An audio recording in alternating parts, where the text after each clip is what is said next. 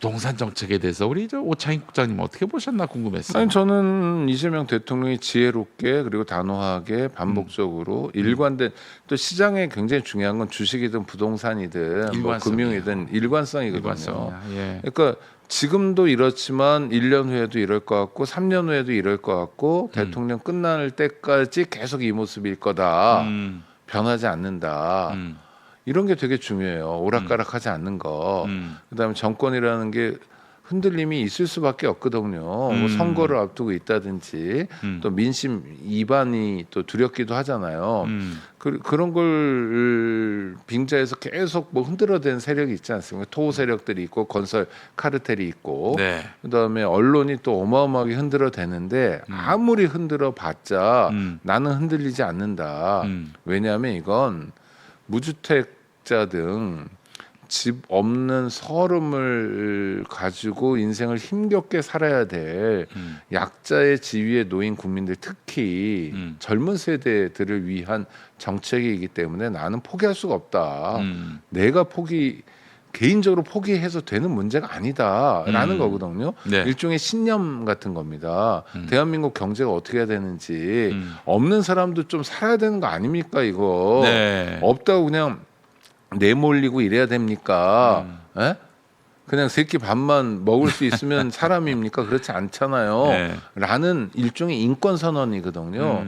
그러니까 포기할 수 없는 거죠. 전 그 면에서 성공적이라고 봅니다. 아. 5월 9일 날 당연히 이재명 대통령 포기하지 않는 모습을 보일 거고 그렇죠. 그다음에도 부동산이 안정되지 못하면 진짜로 대통령 쓸 수 있는 카드는 무궁무진하게 많거든요. 맞습니다. 예. 어마어마하게 많아요. 살벌한 카드도 많아요. 예. 그래서 하나씩 시장에 갑자기 급격히 큰 충격은 안 주면서도 지혜롭게 대응할 것 같다. 그래서 신뢰가 생기는 거고요. 이에 대해서 자꾸 이분이 또 소환되는데 문재인 전 대통령이 네. 임기 중에 부동산 실패가 뭐 아픈 손가락이다 이런 얘기를 또 하던데 그 저기 부동산 정책만큼은 실패한 게 맞다 그러는데 그러면 너무 웃긴 게 그럼 다른 거는 성공했는 거야. 그러니까 다른 거는 그냥 다른 거는 성공한 것처럼 얘기를 하는데 질문을 저는 이렇게 던지고 싶어요. 부동산만 실패 물음표. 문재인 정부의 가장 큰 실패는 뭡니까? 네. 정권 재창출에 실패한 거예요. 그렇죠. 그럼요. 그 자체로 그래서 정권은 총체적으로 실패했다고 네. 봐야 하는 겁니다. 뭐 예. 그 대통령이 선거에 개입할 수는 없지만 여당 후보를 위해서 할 수 있는 일이 많았거든요. 네. 근데 정말 돕지 않았어요. 그래서 간발의 차이로 이재명 후보가 떨어지고 윤석열 후보가 당선됐죠. 그다음에 뭐 윤석열이란 정말 뭐 뭐라고 표현하기 어려운 네? 이런 괴물 같은 존재를 서울중앙지검장이 검찰총장까지 임명했고 그다음에 검찰총장 임명한 다음에도 문재인 정부의 검찰총장이라고 감싸고 네. 그랬던 잘못들 이 잘못 때문에 얼마나 많은 사람들이 치를 떱니까? 글쎄 말이에요. 문재인 대통령이 뭐 성품이 좋다 이런 거 인정하죠. 네. 그럼에도 불구하고 윤석열 정권이랑 괴물을 낳았던 것은 정말 중요한 과오였어요. 물론 부동산도 실패했죠. 근데 부동산만 실패한 건 아니잖아요. 그렇죠. 남북 관계 실패했어요. 아무것도 아닌 일로 북을 자극하고 없이 산다고 없인 여기는 것 같은 모습을 보였어요. 타미플루 사태 같은 게 그랬고. 네. 그러니까 어떻습니까? 남북 관계라도 잘 풀 줄 알았는데 막아버렸고요. 뭐 잘한 게 있다면 뭐 코로나 대응을 잘했다 이런 거 평가할 수 있을 것 같아요. 근데 코로나 대응이랑 코로나 사태 끝난 다음에 대중이 기억하는 건 아니거든요. 그렇죠. 지나가는 거잖아요. 네. 그거 말고 우리 손에 잡히는 뭔가 개혁 과제나 성과가 있었냐. 특히 속상한 건 집권 초기가 어떨 때였습니까? 박근혜 탄핵 직후였어요. 아, 그렇죠. 국힘은 질이 멸렬한 상태에서 분당의 위기를 겪고 막 이럴 때였어요. 그다음 국회에서도 민주당이 다수당이었어요. 네. 하고자 한다면 뭐 뭐든지 그야말로- 다 했어. 그럼요. 네. 근데 뭐든지 다 안 했어요. 예. 그러니까 속상하죠. 예. 그 시기만 생각하면 그 중요한 시간을 놓쳤어요. 음. 그때가 어떤 때냐면 2014년, 15, 16 뭐 계속 박근혜 정권 때 우리 국민들이 제일 많이 했던 얘기 중에 하나가 헬조선이었어요. 그렇지. 지옥 같다 이거 큰일 났다 이거였어요. 헬조선에서 탈출할 절호의 기회를 놓쳐버렸어요. 네. 게다가 또 다른 지옥문을 열어버렸어요. 음. 누가? 문재인 정부가. 그냥 아니 그러니까 유튜브 안 하고 계셨으면 좋겠어요. 이게 다음 정부가 말이죠.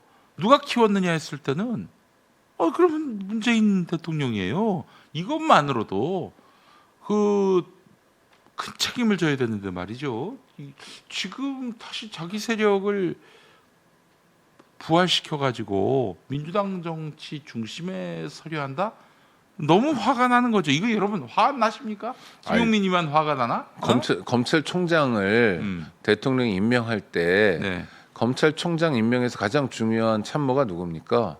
비서실장입니까? 그렇죠. 인사수석입니까? 누구예요? 민정수석이잖아요. 그렇죠. 그럼 윤석열을 그 자리에 앉혀놓은 게 누구예요? 조국이잖아요. 그렇죠. 왜 아닌 척해요, 사람들이? 그렇잖아요. 예, 맞습니다. 아니 조국 민정수석이 그 뭡니까 사람을 들여다보는 자리에 있는 거 아닙니까? 네. 게다가 자기 관할이에요. 검찰총장은. 네. 그러니까 막강한 영향력이잖아요. 또 문재인 대통령의 스타일이 굉장히 뭐 장악하고 이런 스타일이 아니잖아요. 네. 조국 민정수석이 가져온 걸 그냥 추인하는 수준이었을 거 아니에요. 글쎄 말이에요. 다른 일도 그렇게 하니까. 예. 그런데 왜 윤석열 검찰총장 체제에 대한 조국 책임론은 이야기 안 하고 있죠? 이게 일종의 짬짬인 거죠. 여기선 빼자, 저기선 빼자, 뭐 이런 거. 조국 민정수석보다 더 큰 책임을 가진 사람이 누가 있어요? 없어요. 네. 그리고 또 그 지금 조국 혁신당의 핵심 멤버들이 다 조국 밑에서 청와대에서 일했던 사람들이에요. 뭐 그렇죠. 네. 아주 이제 실패자들이야, 실패자 그룹이야. 그쪽하고 다시 결합하자. 아니 물론 참 윤석열에 아이고. 의해서 조국 법무부 장관 일가가 도륙을 당한 거는 안쓰러운 일이고 있어서는 안 되는 일이죠. 아니, 근데 그러나 국장님, 이게 겹쳐지면 안 된다는 거죠. 국장님 이거 한번 네. 여쭤보겠습니다.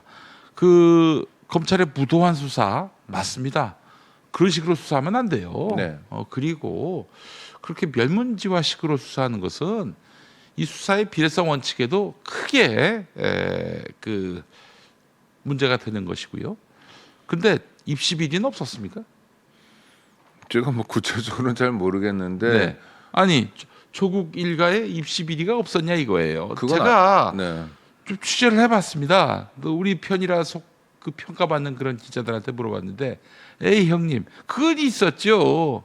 그건 있었죠. 다만 그걸로 문제 삼을 것 같으면 강남에서 문제 되지 않을 그런 학부모는 없을 겁니다. 그런 얘기는 그러니까 하더라고요. 조국 사태의 핵심은 뭐냐면 그 대표적인 진보 진영의 네. 유명한 교수가 네. 입 바른 소리 올곧은 소리 잘하는 사람이 실제로 자녀 문제에서는 그렇지 않았다는 건데 네. 그건 뭐 일종의 아킬레스건처럼 부모들에게 다 있겠죠. 네. 뭐 능력이 되면 애들 뭐 좀 해주고 싶고 근데 그게 이제 위법이냐 아니면 단지 부당한 일이냐 그러니까 네. 도덕적으로 질타받아야 될 수준이냐 아니면 구체적으로 법률을 위반하는 거냐 보통 사람들은 그냥 도덕적으로 에이 뭐 대학 교수식 돼서 그렇게까지 해라고 비난받을 정도에서 멈추는데 조국 씨는 그거보다는 좀 더 나간 것 같긴 해요. 그러니까 위법까지 간 것 같긴 해요. 예. 물론 전제는 그렇다 하더라도 한 일가를 도륙할 정도로 수사가 아닌 사냥을 하면 안 되죠. 그건 윤석열이 물론 잘못한 건데 그러나 뭐 조국 대표도 반성하고 또 국민들 앞에 사과할 일은 있었죠. 그리고 뭐 사과를 했어요. 지난번에도 조선일보한테. 사과했죠. 아, 네. 지난번에도 사과하긴 했죠. 아니 조선일보한테 가서 사과를 했어. 아니 자기를 위해 촛불을 든 거는 또 이쪽 시민들인데 조선일보한테 가서 입시 비리에 대해서 참 이게 너무 슬픈 일이고요. 네. 아니 너무 하여튼 뭐 아픕니다. 근데 그런 나쁜 역사를 가진 분이면은 사실은 말이죠. 정말 밑바닥부터 막 정치를 하려 한다면은 올라와야 되는데 뭐 그 조국의 이후의 행보는 다 모든 게 다 특혜야. 또 김어준은 또 그런 조국한테 대통령 선거 나갈 생각이냐 막 사면 받고 나온 사람한테 이건 지랄입니다. 제가 봤을 때는 지랄이에요, 지랄. 뭐 하여튼 쇠빙선 얘기를 많이 했잖아요. 그것 네. 때문에 국민들이 주목했잖아요. 예. 근데 쇠빙선의 역할은 끝났으니까 조국 대표의 정치적 역할도 저는 끝났다고 보고요. 조국 혁신당의 국회의원들이 여럿 있고 이 사람들이 국회의원 임기가 있으니까 다음 총선까지는 뭐 국회의원으로서 역할을 하겠지만 전 정치적 역할도 별로 없다고 봐요. 그래서 이제 조국 대표의 정치는 소멸 국면으로 접어들었다. 더 이상 뭐 합당한다든지 해가지고 그 정치적으로 이렇게 소모되고 이런 상황은 안 만들었으면 좋겠다. 그리고 자기 역할이 역사적으로 윤석열 정권을 심판하는 그런 역할에 일조했다. 뭐 최병성 역할을 했죠. 조금 뭐 얼마나 많이 얼음을 깼는지 모르지만 그래도 좀 역할을 했다는 거에 만족하고 저는 평범한 시민으로 돌아가서 노후를 살았으면 좋겠어요. 우리 저 문재인 전 대통령님도 그렇게 하세요. 하실 역할이 없습니다 이제. 본인이 잘한 줄 아는데 그래서 또 출마할까요? 뭐 이러신 것 같은데 택도 없는 소리예요. 착각하지 마시고 평산마을에서 이렇게 뭐 활동을 안 하면 저 같은 나부랭이들이 그걸 갖고 시비 걸겠습니까? 너무 나대시니까 이러는 거예요. 분수 모르고 자기가 지금 역사 앞에 무슨 죄를 저질렀는지 몰라. 김어준이가 그냥 위에 주면은 뭐 그게 다 그냥 정당화되는 줄 아시나 봐. 정신 차리세요. 제발 부탁입니다. 네, 노무현 대통령이 현직 때 인기가 많이 없었어요. 사실이죠. 네. 그러나 퇴임하고 나서 네. 정말 인기가 좋았어요. 그렇죠? 그렇죠. 많은 사람들이 그 노무현 대통령 마을에 가서 구경도 가고 글쎄 뭐 이럴 말이에요. 정도. 그다음에 예. 그때 그냥 한두 마디씩 하고 막걸리 한잔하고 이런 모습들이 노무현이 돌아왔다. 노무현의 기환이고 국민들의 기쁨을 줬어요. 특히 이명박 대통령과 비교해 보니까 더더욱 그런 게 보였죠. 그렇지. 그다음에 해외에서는 가장 대표적인 사례가 지미 카터 대통령입니다. 70년대 후반에 대통령이었는데 레이건한테 졌죠. 재선에 실패할 정도로 평가를 많이 못 받았어요. 네. 그러나 퇴임하고 난 다음에 카터 재단을 설립하고 카터 대통령이 보여줬던 모습은 어마어마하거든요. 집 네. 없는 사람들을 위해서 집 지었고요. 평양에도 몇 번씩 갔잖아요. 사람들 말이에요. 구할 일이 있다면 그럼. 정말 노구를 이끌고 뭔 짓은 다 한 거예요. 전 문재인 대통령이 90년대 이럴 때 인권 변호사로서 역할이 많았어요. 저도 신세도 많이 졌습니다. 조작 간첩 사건을 제일 처음으로 재심한 사람도 문재인 변호사였고요. 신기영 일가 사건이라는 말도 안 되는 간첩 조작 사건인데 그런 모습으로 돌아가서 정말 없는 사람들 있잖아요. 좀 그렇지. 이렇게 국가도 챙기지 못하는 사람들 그 중에 한 영역이라도 이를테면 저신용 때문에 금융에서 계속 소외되는 사람이라든지 무주택이라든지 뭐 이런 거 하나라도 잡아가지고 내가 정말 죽을 때까지 마지막으로 이분들하고 연대하고 이분들이 조금이라도 더 행복해질 수 있는 길을 찾아보겠다 하고 노력한다면 우리 김용민 이사장님 그다음부터 문재인 전 대통령을 업고 다닐 거예요. 찬양가만 그러지 않습니까? 정말 아니 고맙잖아요. 예. 어떤 분이 이만큼의 5만큼의 영향력 전직 대통령도 있어요. 그렇죠?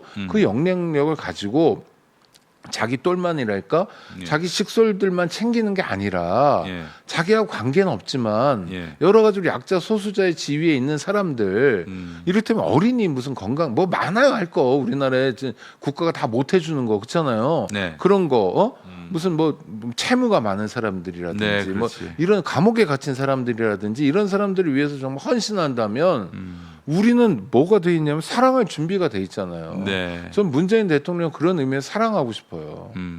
지금 모습은 아니에요. 네. 그러니까 우리 저 문 대통령 아니 그 지난 총선 때 부산에서 이길 것 같으니까 뭐 김어준 여론조사 돌려보니까 아무래도 그 총선 승리의 공로를 본인이 가져가려고 그랬던 건지 막 부산을 돌아다니면서 선거운동했어요. 전직 대통령이 할 일입니까? 그것 때문에 졌어요. 도리어 부산에서 대패했습니다. 문재인 전 대패. 대통령 때문에 진 건 아니고 뭐 설화 사건도 있고 그래서 뭐 진 것 같긴 한데 저는 그렇지 않다고 봅니다. 하여튼 그런데 그러니까 얼마나 플러스가 됐냐를 생각해 봐야죠. 근데 대통령까지 지낸 분이 지역 정치에 그렇게 대놓고 개입하는 것보다는 앞서 말씀드린 것처럼 정말 뭐 조선일보라도 욕할 수 없는 그런 대목들이 있어요. 네. 예? 뭐 아니면 뭐 있잖아요. 예를 소아암 환자를 위해서 뭐 정말 막 열심히 뛰어다닌다. 병원이라도 하나, 병상이라도 한 칸이라도 더 늘리기 위해서 네. 그럼 정말 좋을 것 같아요. 마음속에 사랑이 원래 있었던 분인 만큼 그 사랑을 키웠으면 좋겠고 그 사랑이 자기를 쫓아다니고 자기를 브랜드로 해가지고 정치하는 옛날 자기 부하들에 대한 사랑으로만 머물지 않았으면 좋겠어요. 알겠습니다.